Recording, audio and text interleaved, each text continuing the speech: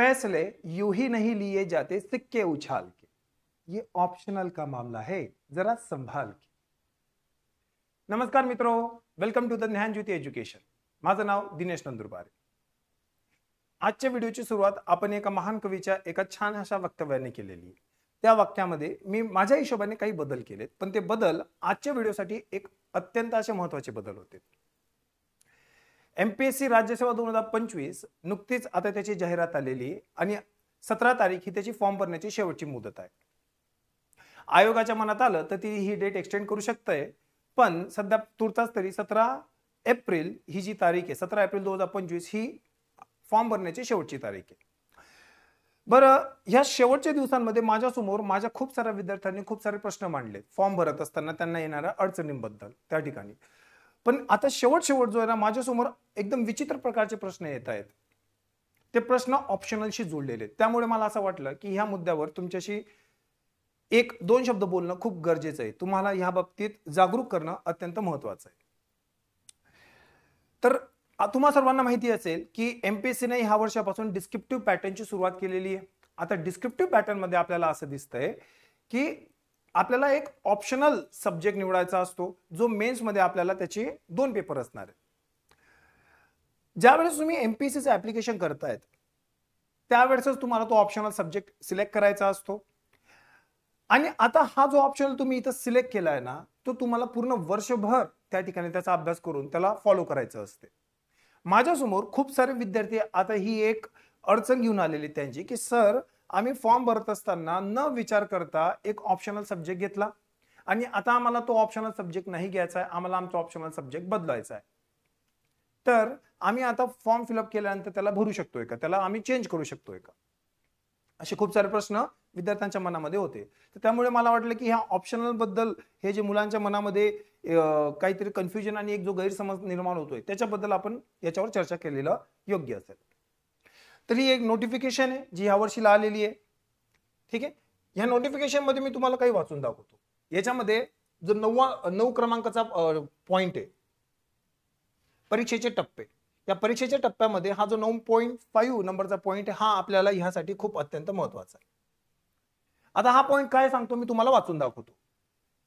राज्यसेवा मुख्य परीक्षा व वनसेवा मुख्य परीक्षेकरिता वैकल्पिक विषयाची निवड करण्यासाठी पूर्व परीक्षेचा अर्ज सादर करताना वैकल्पिक विषय म्हणजे ऑप्शनल निवडणे व नमूद करणे हे अनिवार्य आहे. कंपल्सरी प्रत्येकाला ते ऑप्शनल सब्जेक्ट तिथं निवड करावे लागते. सदर निवडलेल्या व नमूद केलेल्या वैकल्पिक विषयामध्ये बदल करण्याची विनंती पूर्व परीक्षेकरता अर्ज सादर केल्यानंतर कोणत्याही टप्प्यावर मान्य करण्यात येणार नाही. आयोगाने ह्या ठिकाणी आपलं मत स्पष्ट मांडलेलं आहे. आयोग असं सांगतंय की तुम्ही प्रिलिम्स ऍप्लिकेशन करत असताना जो तुम्ही ऑप्शनल सब्जेक्ट निवडणार आहे तो एकदा तुम्ही निवडला की पूर्ण परीक्षेच्या दरम्यान तुम्हाला तो चेंज करता येणार नाही. हा, ऍप्लिकेशनची जी शेवटची मुदत आहे त्याच्या अगोदर तुम्ही केलेलं ऍप्लिकेशन कॅन्सल करू शकतायत आणि नवीन ऍप्लिकेशन करून मग तुमचं ऑप्शनल तुम्ही बदलू शकतायत. पण ही जी सुविधा आहे ही तुम्ही ऍप्लिकेशनची जी शेवटची तारीख आहे त्या तारखेपर्यंतच तुम्ही ह्या सुविधेचा फायदा घेऊ शकतायत. एकदा जर तुमचं ऍप्लिकेशन करण्याची विंडो क्लोज झाली है ना, त्याच्यानंतर तुम्हाला याच्यामध्ये चेंजेस करता येणार नाही. इथं सरळ लिहिलेलं आहे, अर्ज सादर केल्यानंतर कोणत्याही टप्प्यावर वैकल्पिक विषयामध्ये बदल करण्याची विनंती मान्य करण्यात येणार नाही, स्पष्ट शब्दात. त्यामुळं मी लेक्चरची सुरुवात त्या एका वाक्यापासून केली होती की फैसले यूं ही नहीं लिए जाते सिक्के उछाल के, ऑप्शनल का मामला है जरा संभाल के, है ना. ऑप्शनल एक अत्यंत महत्वाचा असा विषय ठरणार आहे याच्या पुढं डिस्क्रिप्टिव्ह पॅटर्न आल्यामुळं. त्यामुळे हा ऑप्शनल काय आहे, याचं महत्व काय आहे ना, हे समजून घेणं तितकंच गरजेचं आहे. आजच्या व्हिडिओमध्ये ऑप्शनल कुठले चांगले आहेत काय चांगले त्याच्यावर आपण चर्चा करणार नाही. मी तुम्हाला आजच्या व्हिडिओमध्ये फक्त इतकं सांगणार आहे की हा जो ऑप्शनल आहे त्याचं महत्व काय आपल्या परीक्षेसाठी, आणि मग तो ऑप्शनल निवडताना तुम्ही त्याच्याबद्दल किती गांभीर्याने विचार करणं अपेक्षित आहे, है ना. असं नाही की कॅफेवर बसलेले आहेत आणि कॅफेवर बसलेले असताना तुम्हाला तिथं लक्षात आलं की अरे ऑप्शनल सब्जेक्ट निवडायचा, लगेच फोन करायचा की दिनेश सर फॉर्म भरतोय, मला ऑप्शनल कुठलं घ्यायचं ते कळत नाही, मला एक गोष्ट सांगा तुम्ही कुठलं ऑप्शनल घ्यायचा. असं नाही सांगतायत ना ती गोष्ट, बिकॉज ऑप्शनल त्याचं एक महत्व आहे. अंडरस्टूड. या लेक्चर मध्ये मी सांगतो तुम्हाला की ऑप्शनलचं महत्व काय. लेक्चर पुढे घेऊन जाण्याच्या पहिले तुमच्यासाठी एक महत्वाची सूचना, ज्ञानज्योती एज्युकेशन तुम्हा सर्व विद्यार्थ्यांसाठी एक नवीन बॅच घेऊन येत आहे. तिचं नाव ठेवलंय आम्ही निर्माण बॅच. ही जी निर्माण बॅच आहे ही दोन पद्धतीनं असणार आहे. एक 3 इयर्स फाउंडेशन बॅच असणार आहे, तर एक 1 वर्षाची इंटिग्रेटेड बॅच असणार आहे. ठीक आहे. या बॅच बद्दलची अधिक माहिती मी व्हिडिओच्या अंती तुम्हाला सर्वांना सांगणार आहे. तोपर्यंत तुम्ही व्हिडिओ बघत राहा. ठीक आहे. आता ऑप्शनल बद्दल बोलू आपण, है ना. हा जो ऑप्शनल आहे हा मुख्य परीक्षेतला सर्वात महत्वाचा एक घटक आहे ना. का? कारण की जर तुम्ही बघितलं टप्पे याचे परीक्षेचे, तर या परीक्षेच्या टप्प्यामध्ये मुख्य परीक्षा जी आहे ती टोटल 1750 मार्काची. 1750 मार्क म्हणजे काय? तर याच्यामध्ये 250 मार्काचे विषय असणार आहे, ते 7 विषय असणार आहे. बरोबर. तर असे 1750 मार्काचे पेपर असणार आहे. आता या 7 विषयांपैकी एक विषय असणार आहे, म्हणजे जे 2 पेपर असणार आहे, पेपर 1 अँड पेपर 2 हे असणार आहेत ऑप्शनल शिल्ड, है ना. तर सांगण्याचा उद्देश असा माझा की 1750 मार्कांपैकी साधारण 500 मार्क हे फक्त तुमच्या एका ऑप्शनल विषयासाठी दिलेले आहेत. आणि फक्त ही गोष्ट इथंच नाही थांबत, त्याच्यावर आपण अजून चर्चा करू. पण फक्त याच्यावर जरी तुम्ही फोकस केला तर 1750 पैकी जवळपास 500 मार्काचा फक्त तुमचा एक ऑप्शनल विषय, त्याचे 2 पेपर असणार आहे, पेपर 1 आणि पेपर 2. त्यामुळे आपल्याला कळतंय की हा एका ऑप्शनल विषयाचं आपल्या परीक्षेसाठी किती एक महत्व आहे, है ना. तर वैकल्पिक विषयाचे 2 पेपरच असतील, पेपर 1 आणि 2, त्याच्यामध्ये टोटल 500 गुण आहेत. आता हे जे 500 मार्क आहेत ना, हे आपली रँक ठरवण्यासाठी अत्यंत महत्वाचे असतात. ऑप्शनल मध्ये तुम्ही जितका जास्त स्कोर करणार आहे तितकी तुमची रँक सिक्युअर होते, है ना. त्यामुळे ऑप्शनल सिलेक्ट करत असताना नेहमी विचारपूर्वक असं ऑप्शनल सिलेक्ट करणं गरजेचं आहे.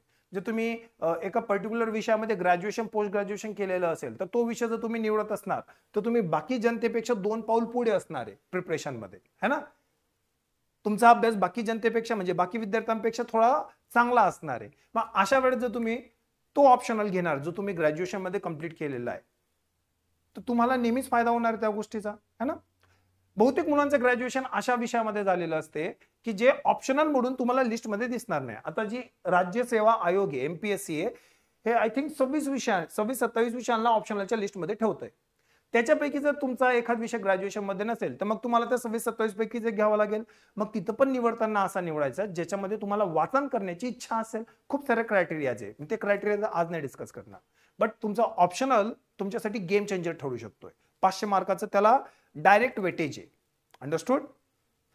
काही विषय असे असणार आहे जे तुम्हाला 500 पेक्षा जास्त मार्काचं वेटेज ठेवणारे, जसं history polity science, not science, history polity geography economics, हे असे जे जीएस मध्ये पण हे सब्जेक्ट्स आहेत ना. मग जर तुम्ही हिस्ट्री घेतला तर हिस्ट्रीचे इथं 500 मार्क ऑप्शनलचे आणि त्यातल्या त्या जीएस मध्ये तुम्हाला त्याचे 100 ते 125 मार्क एक्स्ट्रा ऍडिशन होतात. म्हणजे 600-650 मार्कांचा तुम्हाला फक्त एक हिस्ट्री हा विषय अख्ख्या 1750 मार्कांमध्ये कव्हर होतोय, है ना. याचं महत्व काही छोटं नाहीये. त्याच्यामुळे ऑप्शनल निवडत असताना काळजीपूर्वक निवडणं हे प्रत्येक विद्यार्थ्याचं वैयक्तिक काम आहे, है ना. हा जो ऑप्शनल आहे हा तुमचं कॉम्पिटिशन पण ठरवतो. बहुतेक वेळेस काय होते ना की विद्यार्थ्यांना जीएस मध्ये ऍव्हरेज मार्क असतात. जे मेन्स मध्ये जे कम्पीट करतात विद्यार्थी एकमेकांसोबत, त्यांना जीएस मध्ये एकदम कॉमन जीएस चे पेपर 4 असतात आपले, पेपर 1, 2, 3, 4 आणि एसे 5 असे, यांच्यामध्ये त्यांना ऍव्हरेज मार्क असतात. मग अशा वेळेस तुमचं रँक आणि तुमचं मेरिट हे तुमच्या ऑप्शनल मध्ये किती मार्क पडले त्याच्यावर ठरेल. जर तुमचं ऑप्शनल तुमच्या आवडीचा असेल तर नक्कीच त्याच्यामध्ये अभ्यास पण चांगला असेल, तुमचा आवडीच्या विषयामध्ये अभ्यास चांगला असतो.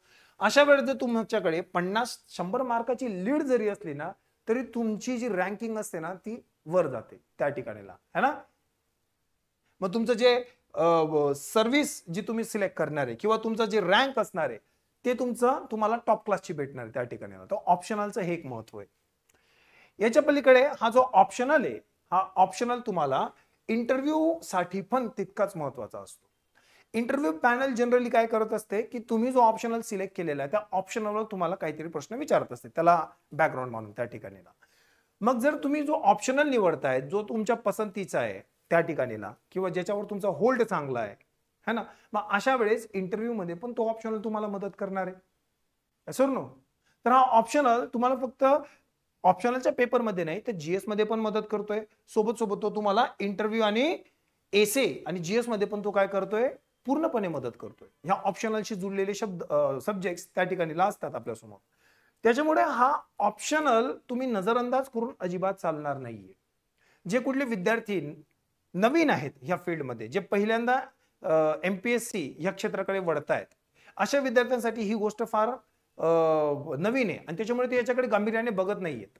मग ह्या विद्यार्थ्यांनी आतापासूनच ह्या गोष्टीकडे काळजीपूर्वक लक्ष देणं गरजेचं आहे. प्रत्येक विद्यार्थ्याने स्वतःचा ऑप्शनल सब्जेक्ट कुठला असेल याच्यावर एक छान असं विचार देणं गरजेचं आहे. एक वेळ द्यावा लागतो याला. हे काही 1-2 दिवसाचं काम नसते. तुम्ही लेट्स से जर आता जसं माझं इलेक्ट्रॉनिक्स अँड टेलिकम्युनिकेशन मध्ये इंजिनिअरिंग झालं, ईएनटीसी नावाचा कुठलाही सब्जेक्ट माझ्या ऑप्शनलच्या लिस्टमध्ये दिसणार नाही मला. मग त्याच्यामुळे मला त्याच्या व्यतिरिक्त कुठला तरी ऑप्शनल घ्यावा लागेल. करेक्ट. मग मी असा ऑप्शनल निवडला ज्याच्यामध्ये मला वाचन करायला आवडतंय, है ना, बोर नाही होत मी. का? कारण की वाचन करण्यासाठी तुम्हाला ग्रॅज्युएशन पेक्षा जास्त ऑलमोस्ट पोस्ट ग्रॅज्युएशन लेवलचं वाचन करावं लागते. तुमची डिफिकल्टी लेवल असेल ऑप्शनलच्या पेपरची, ही तुमची ग्रॅज्युएशन पेक्षा जास्त लेवलची असते त्या ठिकाणीला.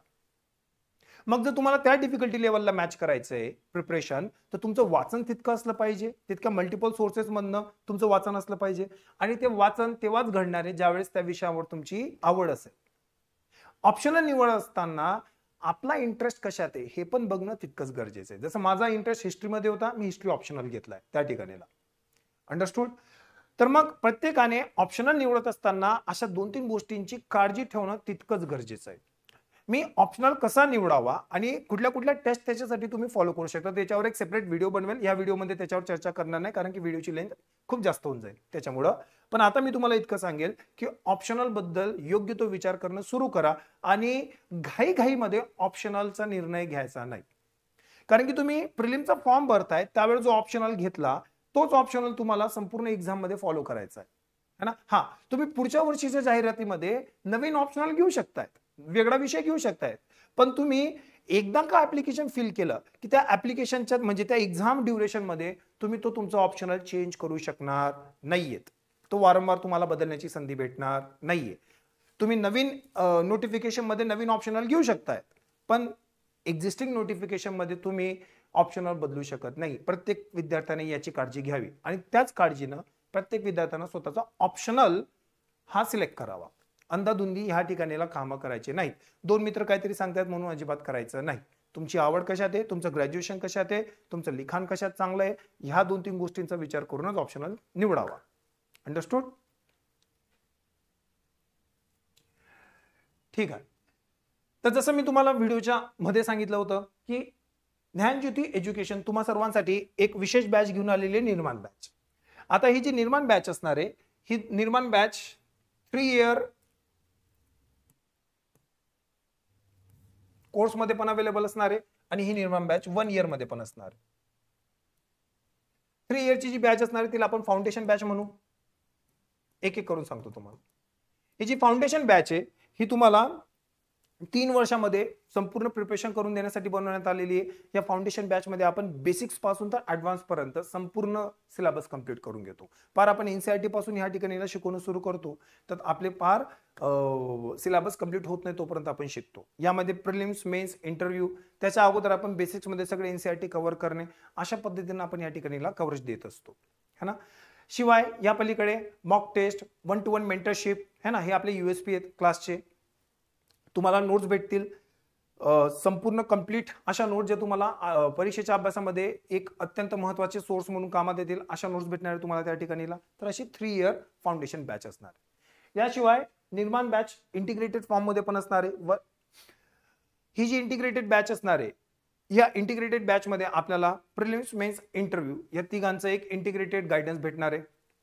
याच्यामध्ये आपण प्रिलिम्स, मेन्स, इंटरव्ह्यू यांच्या गायडन्स सोबत मॉक टेस्ट, त्याच्यानंतर नोट्स ह्या सगळ्या गोष्टी पण प्रोव्हाइड करणार आहे. 1-to-1 मेंटरशिप तुम्हाला या ठिकाणी प्रोव्हाइड करणार आहे.